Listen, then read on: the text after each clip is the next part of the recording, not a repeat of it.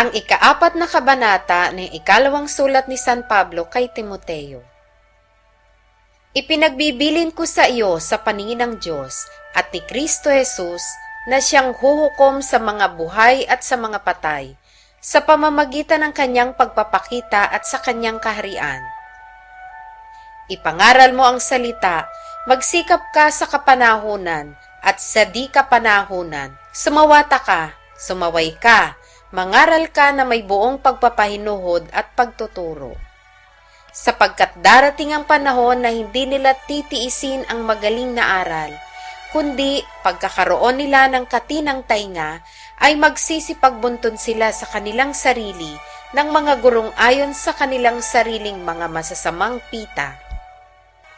At ihihiwalay sa katotohanan ang kanilang mga tainga at mga ibabaling sa katha. Ngunit ikaw ay magpigil sa lahat ng mga bagay, magtiis ka ng mga kahirapan, gawin mo ang gawa ng ebanghelista, ganapin mo ang iyong ministeryo. Sapagkat ako'y iniaalay na at ang panahon ng aking pagpanaw ay dumating na. Nakipagbaka ako ng mabuting pakikipagbaka, natapos ko na ang aking takbo, iningatan ko ang pananampalataya.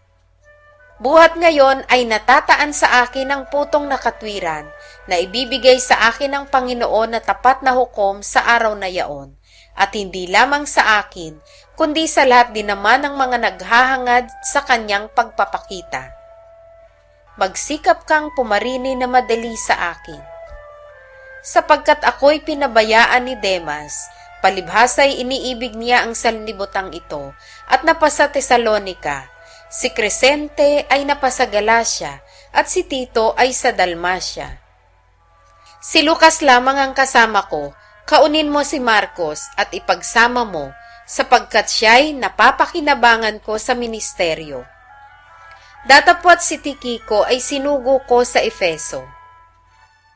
Ang balabal na aking iniwan sa Troas kay Carpo ay iyong dalhin pagparini mo, at ang mga aklat, lalong-lalo na ang mga pergamino. Si Alejandro na panday tanso ay ginawan ako ng lubhang masama, gagantihan siya ng Panginoon ayon sa kanyang mga gawa. Mag-ingat ka rin naman sa kanya, sapagkat totoong kanyang sinalangsang ang aming mga salita.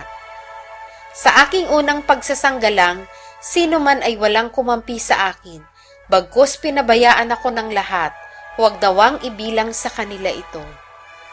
Datapwat ang Panginoon ay sumaakin, at ako'y pinalakas, upang sa pamamagitan ko, ang mabuting balita ay maitanyag ng ganap, at upang mapakinggan ng lahat ng mga hentil, at ako'y iniligtas sa bibig ng leon. Ako'y ililigtas ng Panginoon sa bawat gawa ng masama, at ako'y kanyang iingatan sa kanyang kaharian sa langit, na sumakanya nawa ang kaluwalhatian, magpakailanman siya nawa. Batiin mo si Prisca at si Aquila, at ang sangbahayan ni Onesiforo. Si Erasto ay natira sa Corinto, datapwat si Trofimo ay iniwan kong may sakit sa Mileto. Magsikap kang pumarini bago magtaginaw.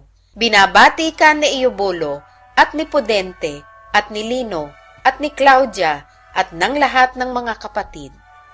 Ang Panginoon naway sumainyong espiritu, ang biyaya naway sumainyo.